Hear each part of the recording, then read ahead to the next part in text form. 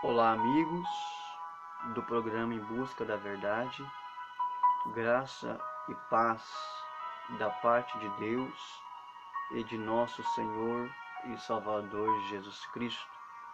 Sejam todos bem-vindos ao programa Em Busca da Verdade. Ao longo dessas semanas, nós estamos estudando as profecias do livro de Daniel. E é óbvio que você é o meu convidado para juntos estarmos desvendando os mistérios de Deus. A você que se encontra no teu lar, que se encontra no teu trabalho, sejam todos bem-vindos ao nosso programa de estudos bíblicos de todas as semanas. Hoje nós estudaremos Daniel capítulo 8, a visão de um carneiro e de um bode.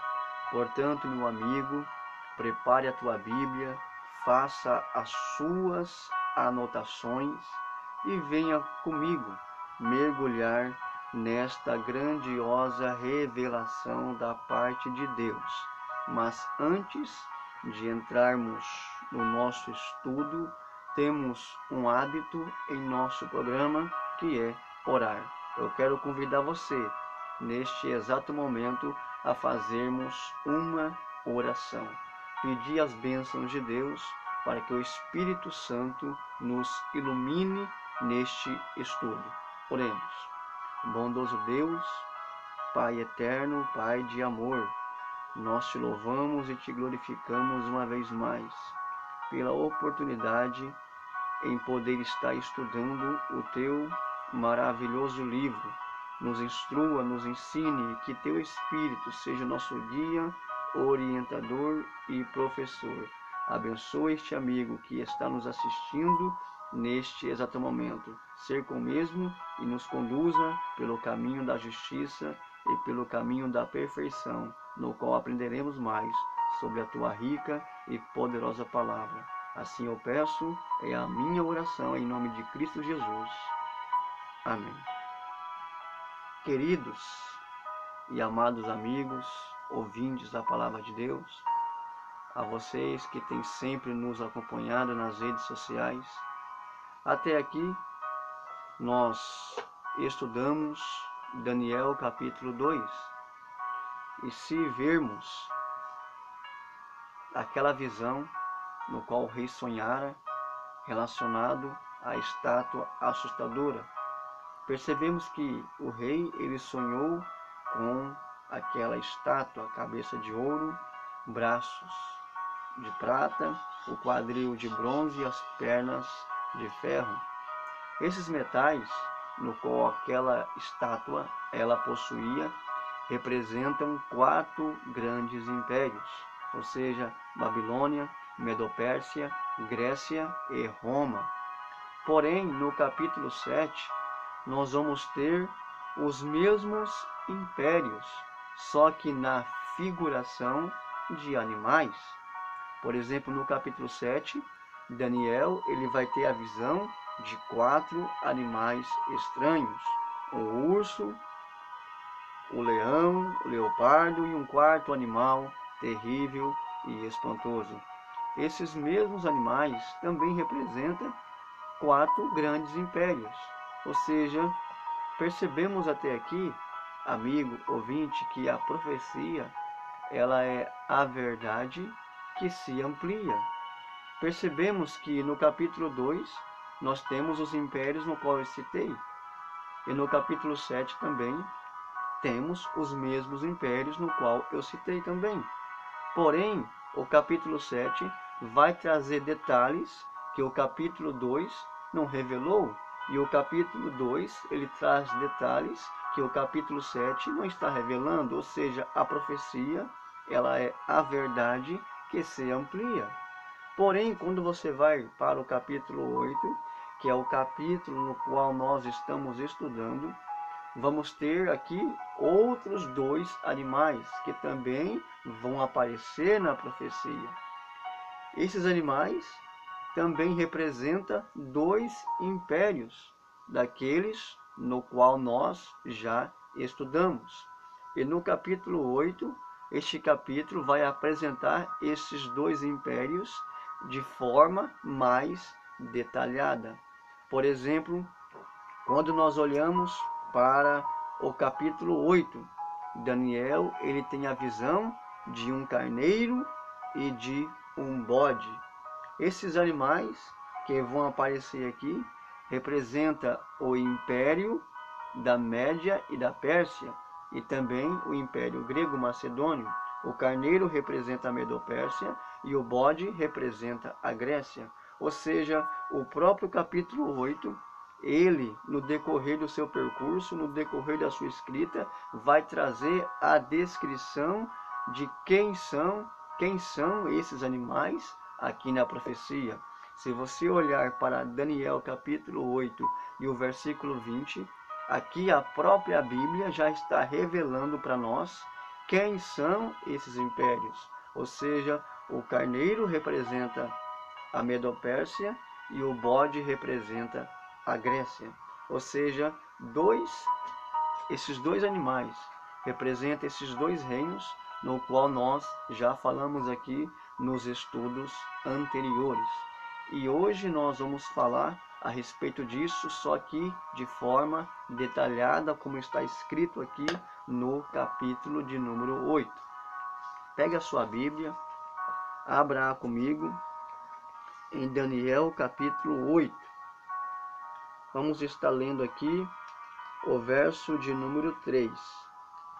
Olha só o que diz: E levantei os meus olhos, e eis que vi um carneiro que estava diante do rio, o qual tinha duas pontas, e as duas pontas eram altas, mas uma era mais alta do que a outra,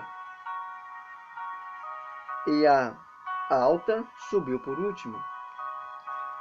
Ou seja, você percebe que aqui Daniel ele vai ter uma visão de um carneiro com dois chifres ou duas pontas, dependendo da tradução da Bíblia. Este carneiro, como eu disse, ele representa a Medo-Pérsia. E repare que aqui a profecia vai trazer um novo elemento, falando dos dois chifres no qual o carneiro possuía. Esses dois chifres é uma alusão a Ciro e a Dario, porque eles foram pessoas de destaque na Medo-Pérsia. E repare que aqui o chifre do carneiro, ou a ponta, uma era mais alta do que a outra, e aqui era mais alta, subiu por último. Aqui, amigo, é uma alusão ao grande acontecimento de Ciro. Você percebe que Ciro, ele foi o principal nome da Pérsia, mas quando Babilônia caiu em 539, não foi Ciro que se assentou no trono, e sim Dario. Dario, ele reina aproximadamente 3 ou 4 anos, e na sequência, após Dario, Ciro então começou a reinar. E quando Ciro ele começou a reinar, é óbvio que ele foi um rei que teve muito destaque na Medo-Pérsia. Portanto, até as profecias bíblicas apontavam para Ciro. Isaías capítulo 44, 45 fala a respeito deste homem. Ou seja, Ciro ele foi o nome de destaque no Império Medo-Pérsia. Ou seja, assim como aqui o carneiro, um chifre, era maior do que o outro, se você olhar para Daniel no capítulo 7, o urso também representa a Medo-Pérsia. E o urso, se você for prestar atenção, ele vai levantar-se de uma banda. Ou seja, aqui também é uma referência ao destaque do reinado de Ciro. Ciro, ele foi o grande nome da Pérsia, mas a princípio, quando a Medo-Pérsia se estabeleceu, não foi Ciro que se assentou no trono, e sim Dario. Percebemos que aqui a profecia vai trazer para nós este grande detalhe, um chifre sendo maior do que o outro, representando o destaque, o poder de Ciro após o reinado de Dario. E é óbvio que quando Ciro ele começou a reinar na Medopérsia, a Medopérsia começou a crescer, começou a se expandir por todo o mundo, se tornando uma nação poderosa.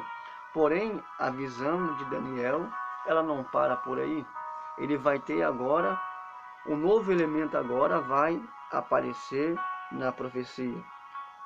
Olha para o verso de número 5, Daniel capítulo 8, verso 5.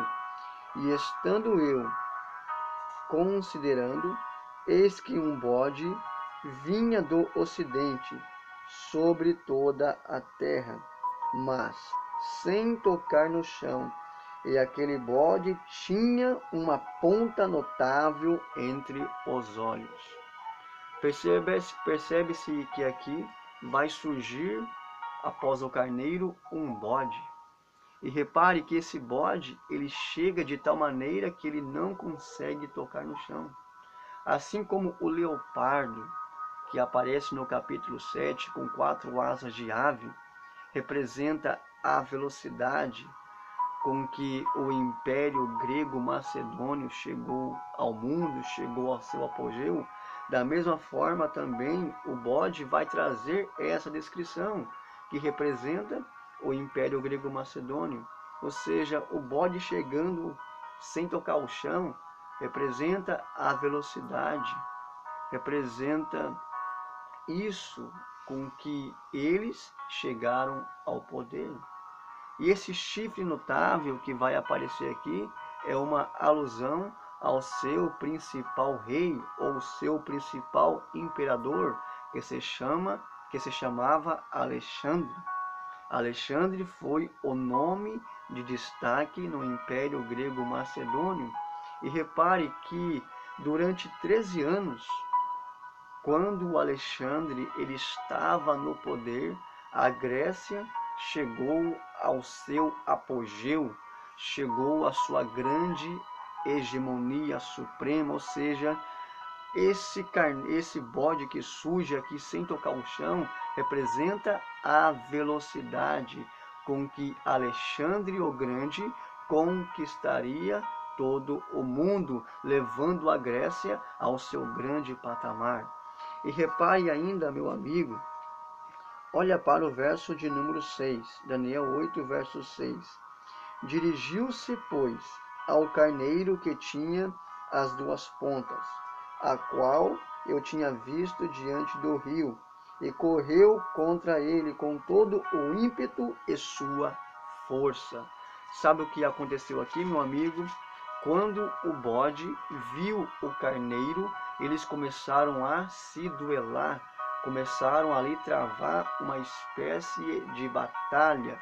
E é óbvio que realmente isto aconteceu. Quando Alexandre o Grande ele surge na história, eles travaram várias batalhas com a Pérsia. E houve 3 grandes batalhas de destaque entre eles. E finalmente, na última batalha, quando Alexandre finalmente consegue vencer a Medopérsia, a partir daquele momento, a Grécia começou a ter destaque no mundo através da liderança de Alexandre. Mas se você for prestar atenção ainda, meu amigo, o bode que tinha esse chifre notável, que é uma alusão aos grandes feitos de Alexandre, com que ele levou a Grécia a este grande patamar, derrotando a Medopérsia. Repare que o grande chifre notável, ele foi quebrado. Ou seja, quando a Grécia estava no seu grande apogeu, estava na sua liderança suprema, o que aconteceu? Alexandre o Grande veio a falecer. Ele morre, a Grécia estando no seu grande patamar. E repare que quando o chifre notável ele foi quebrado, um outro quatro surgiu no lugar daquele que se quebrou. Ou seja, isto é uma alusão ao que aconteceu no Império Grego Macedônio. Quando Alexandre o Grande ele morre, o reino foi dividido entre os seus quatro generais: Ptolomeu, Seleuco, Lisímaco e Cassandro. É claro que, como o império ele foi dividido, a tendência é que ele se enfraqueceu, não tinha a mesma força como exercia desde o princípio, quando Alexandre começou a dominar o mundo. Percebe-se que ainda, meu amigo, surge ainda na profecia de Daniel capítulo 8 um novo elemento. E que elemento surgiu aqui? Quando o chifre notável foi quebrado, que é uma alusão aos feitos de Alexandre, e de repente nasce quatro no lugar daquele que se quebrou, que é uma referência aos quatro generais e a divisão do Império Grego Macedônio entre essas quatro partes. Repare que um chifre pequeno surge na profecia. E nós, no estudo passado, estudamos acerca deste chifre pequeno. Falamos sobre as suas atividades, falamos sobre ele e o que ele representa. Se nós olharmos para o original, aliás, a Bíblia, ela foi escrita em 3 idiomas. O Novo Testamento foi escrito na linguagem grega, o Antigo foi escrito no aramaico e também hebraico. Se nós olharmos para o original, para o hebraico, nós encontramos que de um dos ventos surgiu um chifre pequeno. E repare que quando os quatro chifres surgiu, eles cresceram e se expandiu por esses ventos. E que entre um dos ventos, surgiu um chifre pequeno. Esse chifre pequeno, meu amigo, é alusivo ao Império Romano, ou seja, o chifre pequeno, como eu citei no estudo passado, ele representa Roma em suas duas fases. Guarda bem isso, a você que está me assistindo neste exato momento. O chifre pequeno representa Roma em suas duas fases: imperial ou pagã, ou ainda papal ou religiosa. Roma é representado por este chifre pequeno. Talvez você deve se perguntar, mais Cristiano, alguns interpretam este chifre pequeno como sendo Antíoco Epifânio, que foi um rei seleucida que viveu no século II a.C. Para que você entenda, meu amigo, existe 3 escolas bíblicas que às vezes são usadas para interpretar as profecias. A primeira escola bíblica nós chamamos de preteristas, que são aquela que olha para o passado e às vezes eles buscam personagens na história para o cumprimento das profecias. Estes são os preteristas. Também existe a segunda escola, que é a escola futurista, que são aquelas que olham mais para o futuro, ou seja, a profecia cumprindo a um futuro de longa distância. Também existe a terceira escola, que é a escola historicista, que é aquela que estuda a profecia aliado à história. Porém, o maior método, amigo, para podermos estar estudando as profecias é o método historicista, porque a profecia ela tem que ser analisada de acordo com a história secular. A profecia ela pode até apontar para o futuro, mas é necessário ver o desenrolar dela na história. Isto é muito importante porque a história é o maior fato para a comprovação, para a existência de uma profecia bíblica. E geralmente muitas pessoas pegam este chifre pequeno, aplica a Antíoco Epifânio, porque Antíoco Epifânio ele foi uma pessoa no qual se revoltou contra os judeus, ele mesmo destruiu e profanou o santuário. Como ele traz no seu currículo essas características, muitos apontam para Antíoco Epifânio, o chifre pequeno. Mas eu digo para você, meu amigo, que o chifre pequeno não se trata de Antíoco Epifânio, segundo as Sagradas Escrituras. Este chifre pequeno, ele representa Roma em suas duas fases, imperial e também papal. Pega a sua Bíblia aí, eu quero que você analise um texto comigo. Abra aí na segunda carta de Paulo aos Tessalonicenses. Vamos estar aqui analisando esse texto.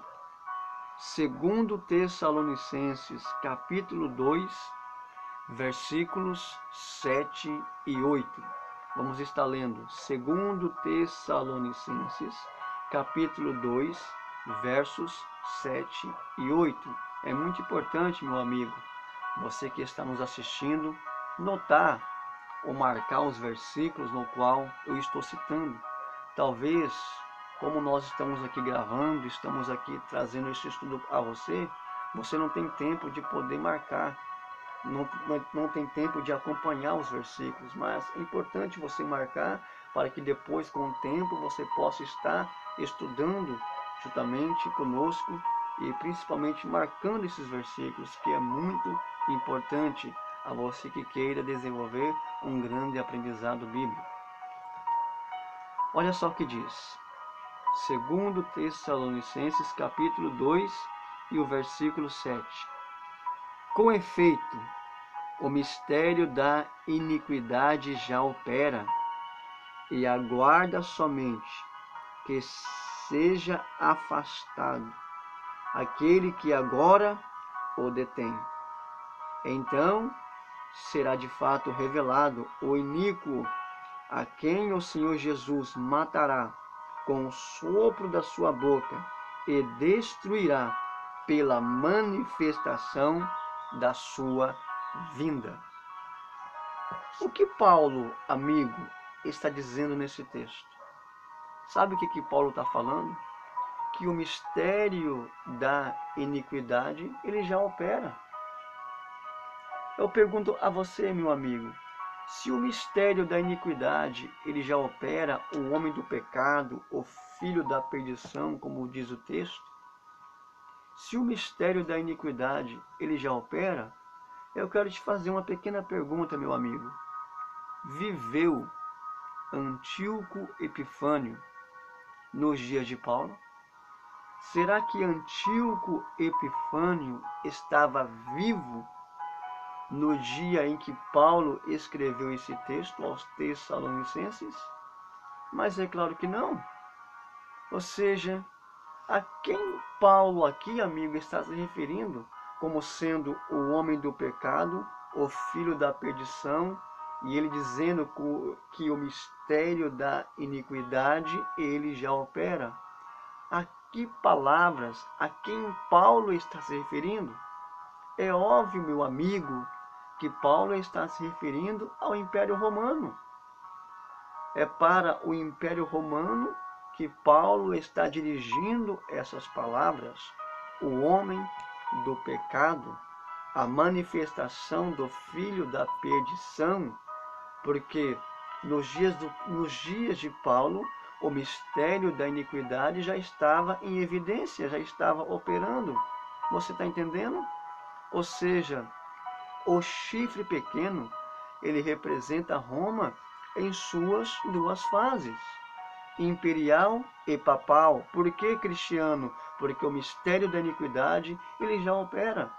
E Antíoco Epifânio não estava vivo nos dias de Paulo. Ou seja, pelo fato dele ter destruído o santuário ou dele ter cometido grandes atrocidades, Antíoco Epifânio, ele não preenche, meu amigo, os requisitos dessa profecia. Como eu citei no estudo passado, só tem um único poder que se encaixa no perfil do chifre pequeno. E qual é? O sistema papal. E Paulo está dizendo que o mistério da iniquidade ele já opera. E o chifre pequeno representa Roma em suas duas fases. Ao analisar o chifre pequeno, meu amigo, eu marquei aqui no capítulo 8 de Daniel 5 atividades com que o chifre pequeno proporcionou, atuou no mundo. 5 principais atividades que foi operada pelo chifre pequeno. Anote aí na tua Bíblia. Primeiro, ele crescia até atingir os exércitos do céu. Segundo, lançou por terra as estrelas e as pisou. Terceiro, tirou do príncipe do exército o sacrifício diário. Quarto, o lugar do seu santuário foi deitado abaixo. E quinto, lançou por terra a verdade e o que fez prosperou. Essas foram as atividades atribuídas ao chifre pequeno que está contido neste capítulo 8. E como eu citei, meu amigo, só tem um único poder que se encaixa neste perfil dessa profecia, que é o sistema papal. Bom, hoje, meu amigo, nós vamos deter mais a respeito sobre o santuário, porque o chifre pequeno, para quem não saiba, ele promove uma falsificação do santuário. E nós vamos deter hoje o nosso estudo neste acontecimento, nos ofícios do santuário. Porque uma da descrição do chifre pequeno é que ele pisou no santuário, ele cometeu várias atrocidades, deitou por terra a verdade e prosperou e tirou o sacrifício diário do santuário. Enfim, hoje nós vamos deter mais o nosso estudo sobre o santuário e também os seus ofícios no qual eram feitos. Bom, para que você entenda, meu amigo, a terceira descrição aqui que eu marquei aqui, relacionado ao chifre pequeno, tirou do exército, tirou do príncipe do exército o sacrifício diário, o lugar do seu santuário foi deitado abaixo. Bom, se você for prestar atenção, meu amigo, no livro do Êxodo, no capítulo de número 25 e o versículo 8, a palavra de Deus nos diz: e me farão um santuário, para que eu habite no meio deles. E o versículo 40 diz: e fez Moisés o santuário, segundo o modelo com que Deus mostrou a ele no monte. No santuário, meu amigo, existia 2 tipos de sacrifícios. Existia o sacrifício pelo povo e os sacrifícios pelo pecado. Entenda, no santuário havia esses 2 sacrifícios. Os sacrifícios pelo povo e os sacrifícios pelo pecado. Os sacrifícios pelo povo nós chamamos de o serviço diário ou o sacrifício diário. Eu quero que você pegue a sua Bíblia, leia comigo lá, vamos lá para o livro do Êxodo, no capítulo de número 29. Vamos ler aqui o versículo de número 38. Êxodo, capítulo 29, e o verso 38. Isto, pois, é o que oferecereis sobre o altar: 2 cordeiros de 1 ano cada dia continuamente. 1 cordeiro oferecerás pela manhã, e o outro cordeiro oferecereis ao pôr do sol. Ou seja, aqui está contido os sacrifícios diários. E todos os dias eram sacrificados 2 cordeiros. 1 cordeiro era morto pela manhã e um outro cordeiro era morto ao pôr do sol. Isto era o sacrifício diário.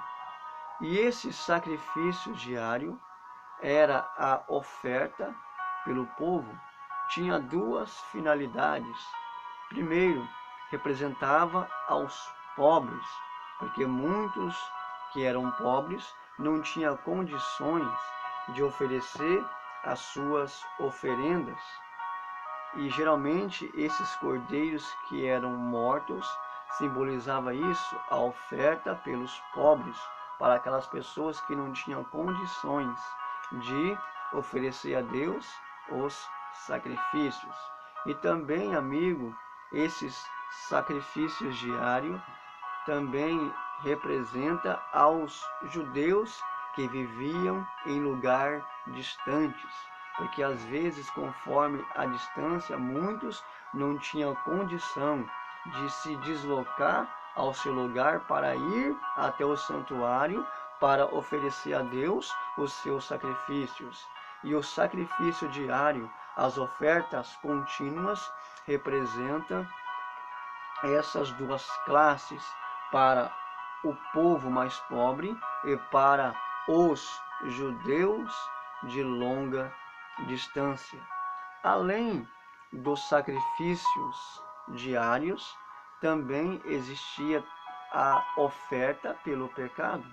Ou seja, quando alguém pecava contra Deus, este levava a sua oferta para o sacerdote, e dependendo do pecado, era oferecido um animal conforme a espécie do pecado.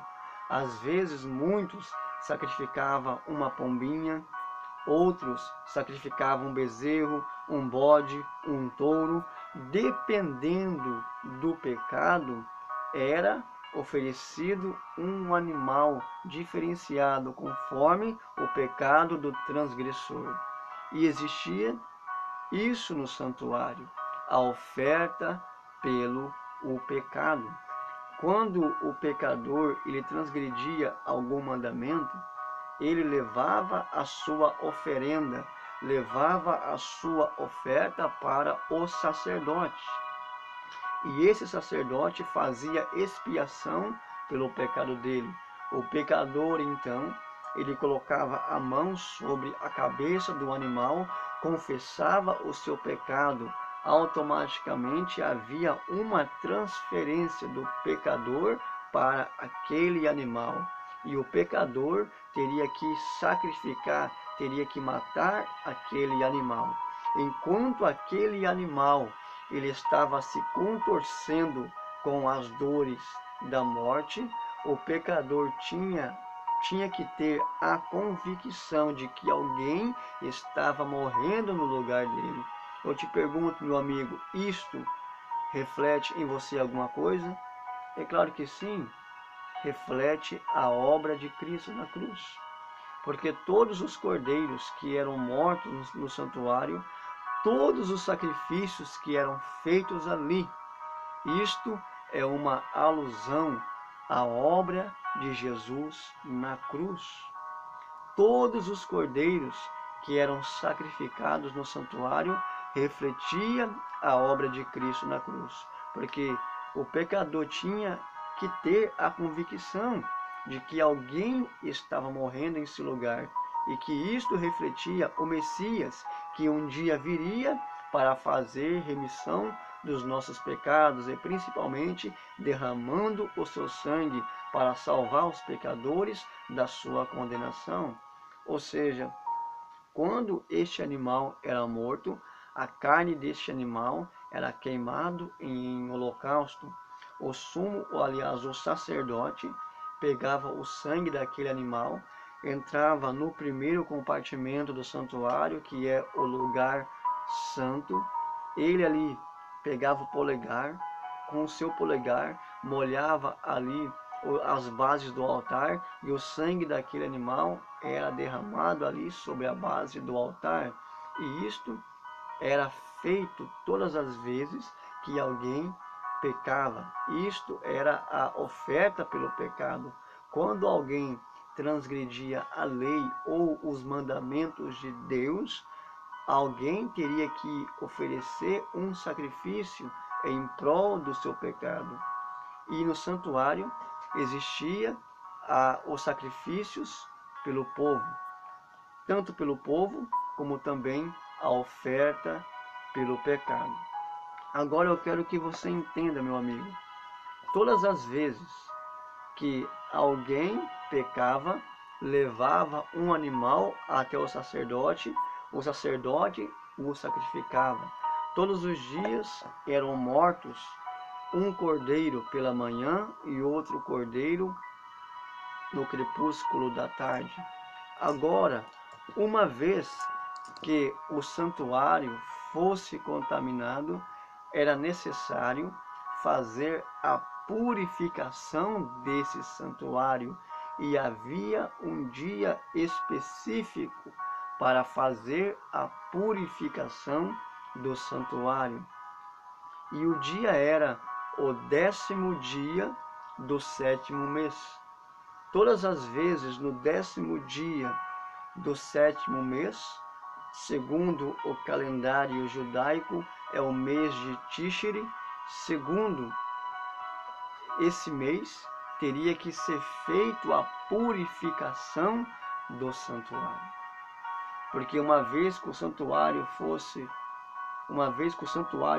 contaminado, ele teria que passar por essa purificação. E então, meu amigo, durante todo o ano, quem trabalhava era o sacerdote. Somente os sacerdotes é quem trabalhava, é quem recolhia os animais, é quem intercedia pelo povo, fazia expiação pelo povo. Mas no mês de Tishri, no 10º dia do 7º mês, o sumo sacerdote é quem entrava em cena. E só havia um sumo sacerdote em todo o Israel, porque era uma função vitalícia, era a maior autoridade de todo o povo. Então, o sumo sacerdote é quem era responsável por fazer a purificação do santuário. E o que acontecia ali, meu amigo? Eram trazidos 2 bodes à presença do sumo sacerdote. Levítico capítulo 16, dos versículos 7 a 10, fala sobre isso. E esses 2 bodes que eram trazidos para o sumo sacerdote eram tirados sorte, um pelo Senhor e o outro por Azazel, ou o bode emissário, dependendo da tradução bíblica. O que acontecia? O bode em que caíra a sorte pelo Senhor, este era sacrificado. O que acontecia? O bode no qual caíra a sorte pelo Senhor, este era oferecido em holocausto. Este é quem iria fazer o processo da expiação. E este bode era sacrificado, a sua carne era queimada em holocausto, e o sangue deste animal era levado pelo sumo sacerdote.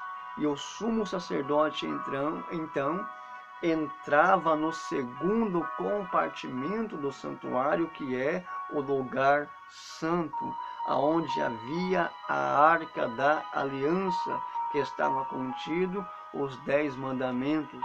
E o sumo sacerdote entrava no santo dos santos, ou no lugar santíssimo, pegava o sangue daquele bode e derramava aquele sangue perante o Senhor sobre o propiciatório, a arca do concerto, enquanto o sumo sacerdote estava intercedendo pelo povo, pelos pecados do povo. Do lado de fora do santuário, o povo tinha que estar em contrição, o povo tinha que estar em pleno arrependimento, porque se o povo não estivesse em arrependimento, na mesma hora, o sumo sacerdote seria fulminado pela glória de Deus. Ou seja, enquanto o sumo sacerdote estava fazendo a purificação do santuário, o povo tinha que estar em contrição. E Deus então, meu amigo, o que ele fazia? Manifestava a sua glória no meio dos 2 querubins, a glória no qual chamamos de Shekinah. E essa glória no qual Deus manifestava no meio dos 2 querubins é uma representação de que Deus havia recebido a oferta e perdoado o seu povo. Então, após Deus manifestar-se a sua glória no meio dos 2 querubins, Deus havia perdoado todas as transgressões do seu povo. E o sumo sacerdote, então, ele saía do santuário e a partir daquele momento o povo ia comemorar, ia fazer uma festa que durava ali aproximadamente de 7 dias, que Deus perdoou o seu povo. Lembra que eu falei que eram trazidos 2 bodes na presença do sumo sacerdote e que esses bodes eram tirados sorte, um pelo Senhor e o outro por Azazel. E o bode pelo Senhor foi aquele que foi sacrificado e que este fez parte da expiação e que Deus perdoou o povo. Ou seja, quando o sacerdote ele termina a expiação, repare que um bode ficou vivo, que é o bode emissário ou bode Azazel, como nós encontramos em algumas traduções bíblicas. Este bode Azazel, o que acontece sobre ele após a expiação? Preste bem atenção, Levítico capítulo 16 e o versículo 20. Depois da expiação, terminado a expiação, o sumo sacerdote, ele vai até o bode Azazel, o bode vivo. Ele coloca a mão sobre a cabeça daquele bode e transmite todos os pecados do santuário para aquele bode.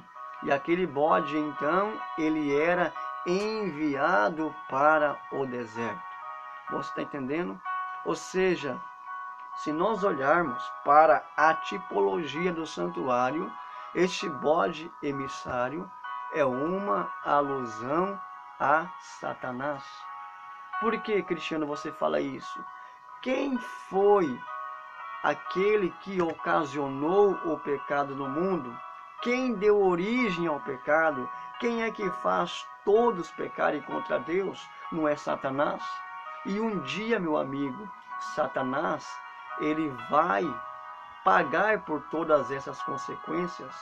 Ou seja, assim como o bode emissário, ele é levado ao deserto e ali depois ele seria morto, o que acontece? Aqui é uma alusão ao que vai acontecer com Satanás. Durante o milênio, Satanás ele vai estar vagando nessa terra deserta, sozinho, ele vai estar preso, o anjo vai prender ele aqui na terra. Ou seja, aí um dia Deus vai destruir Satanás e todos os pecadores. Ou seja, Deus ele vai pôr um fim no pecado e também no seu principal acusador, porque foi ele que deu origem ao pecado. E na tipologia do santuário, este bode é uma figuração de Satanás. É por isso que o sumo sacerdote, ele coloca a mão sobre aquele bode e todos os pecados do santuário é lançado sobre este bode, e esse bode é levado ao deserto para ser destruído. Eu pergunto para você, meu amigo, talvez você deve estar me questionando sobre isso, mas entenda, este bode, ele não participa da expiação. O que participou da expiação foi o bode em que caiu a sorte pelo Senhor, porque sem derramamento de sangue não há remissão de pecados. Porque o bode que foi sacrificado é quem fez parte da expiação, é uma alusão a Cristo, a obra de Cristo na cruz. E o bode vivo, ele foi levado para o deserto, carregando os pecados do povo, todas as transgressões, e depois esse bode seria morto. Ou seja, isto é o que vai acontecer com Satanás. Ele vai levar todos os pecados da humanidade, todos, porque Deus vai destruí-lo, Deus vai fulminá-lo, porque a tendência é que Satanás e o pecado vai desaparecer. Ou seja, esse bode emissário é uma alusão a este grande acontecimento com que Deus fará com o teu adversário, porque quem é que faz você pecar, meu amigo? Não é Satanás? Quem é que deu origem ao pecado no mundo? Não é Satanás? É óbvio que quando esse bode ele é levado ao deserto para ser destruí-lo, aqui está uma alusão, uma referência com o que Deus vai fazer com o teu adversário. Porém, meu amigo, você percebe uma coisa, que nos dias de hoje, nós olhamos para o santuário, que no santuário existia esses ofícios, a purificação do santuário, existia a oferta pelo pecado, as ofertas contínuas. Sabe o que o chifre pequeno tem feito hoje? Hoje, o chifre pequeno, ele promove uma falsificação do santuário. E eu falei para você aqui que o chifre pequeno, ele representa Roma em suas duas fases, imperial e papal. E o chifre pequeno, ele promove uma falsificação do santuário. E não é isso que se vê? Quando você vai na missa, meu amigo, eles querem sacrificar Jesus Cristo novamente. Ou seja, Jesus Cristo, ele já morreu por nós. Ele já pagou o preço por nossas vidas. 1 Pedro capítulo 3, o verso 16. Jesus, ele já pagou um preço por nossas vidas. E todas as vezes que alguém vai na missa, é a mesma coisa de sacrificar o Filho de Deus novamente. Você está sacrificando novamente a Cristo na cruz. Porque a missa realça isso, o sacrifício de Cristo. Estão sacrificando Jesus Cristo duas vezes. Repare ainda, meu amigo, que o sistema romano, eles têm vários relicários. Percebamos que no santuário havia móveis. Havia a mesa com 12 pães, havia o candeeiro com 7 lâmpadas, o altar de incenso. E o sistema romano é cheio de relicários, que é referente aos móveis do santuário. E ainda o Papa, ele tem uma função vitalícia, que após ele morrer, um outro assume em seu lugar. É a mesma coisa o que acontecia com o sumo sacerdote, que era uma função vitalícia, que após a sua morte, um outro assumiria. Você percebe que o sistema romano, ele promove uma falsificação do santuário, e Cristo, todos os domingos, está sendo novamente crucificado, está sendo novamente oferecido em holocausto, novamente na cruz. Cristo, ele já morreu por nós na cruz. Cristo, meu amigo, ele já pagou um alto preço por você e por mim. Não tem necessidade de você sacrificar Jesus Cristo 2 vezes. Não há necessidade de você sacrificar o Filho de Deus. Porque Jesus, ele já pagou um preço por você. Ele já derramou o seu sangue por você, meu amigo. Jesus, ele se entregou a si mesmo. Hoje não tem necessidade de você sacrificar animais. Não tem nenhuma necessidade de você fazer sacrifícios, porque Cristo, ele é o Cordeiro que tira o pecado do mundo. João capítulo 1 e o versículo de número 29. Jesus é o Cordeiro que tira o pecado do mundo. Hoje ele é o nosso Cordeiro. Não tem nenhuma necessidade de você sacrificar animais hoje. E todas as vezes que você vai à missa, você novamente está sacrificando o Filho de Deus. E é isso que o sistema romano tem ensinado ao longo de toda a história. A confissão dos pecados, quando você vai até o sumo sacerdote, o sacerdote, meu amigo, ele não pode perdoar o teu pecado. O padre da tua igreja não pode perdoar o teu pecado. O pastor da tua igreja também não pode perdoar o teu pecado. Sabe por quê? Porque ele é pecador como você. Assim como eu. Eu não tenho o poder de perdoar os teus pecados, porque eu também sou pecador como você. Assim como o sacerdote, como os padres, papas, pastores, eles não têm poder de perdoar o teu pecado. Porque eles também cometem falhas. Eles também erram.